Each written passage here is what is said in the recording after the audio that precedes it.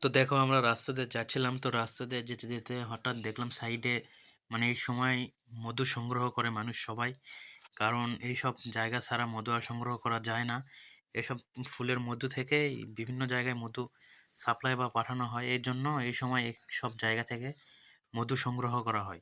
এটা তোমার এনারা সবাই এরকম বক্স ভাবে ভাবে দিয়ে রাখে। বক্স এইসবের মাঝখানে মৌমাছি রয়েছে, এই মৌমাছিগুলো বিভিন্ন জায়গা থেকে মধু সংগ্রহ করার পর এই বক্সে এনে জমা করে। তারপরে যারা এই বক্স এই জায়গায় রেখে গেছে তারা মূলত এসে এই বক্স থেকে মধুগুলো সংগ্রহ করে নিয়ে যায়। আর এই সময় এখন এখন মূলত আর যেরকমভাবে গাছের চাক হয় সেই চাকগুলো আর দেখাই যায় না। তো এইরকমভাবে নতুনভাবে সব মধু সংগ্রহ করা হয়। তো এই মধু সংগ্রহ করে তারপরে এরা সব আবার ভেতরে চাক সিস্টেম তৈরি হয়, সেই চাক আবার ভালোভাবে ফিনিশিং করে একটা সাইডে খুঁড়ে সেই জায়গায় ভালোভাবে।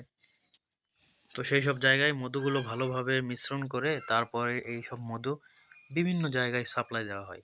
তো সেটা করার কারণে প্রত্যেকবার যখন এইরকমভাবে জমির মধ্যে ফুল সব ফোটে, সরিষা ফুল ফোটে, তো সেই সময় এরকমভাবে নিয়ে এসে প্রত্যেকটা জায়গায় এরকমভাবে সরিষার গাছের কাছে এনে এরকমভাবে সব বক্সগুলো রাখে, যাতে সব বক্সে মধুগুলো মৌমাছিরা সংগ্রহ করে নিয়ে আসতে পারে।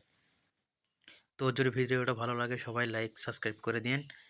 এরপর রেগুলার ভিডিও ছাড়বো, ভিডিওতে লাইক করে দিন।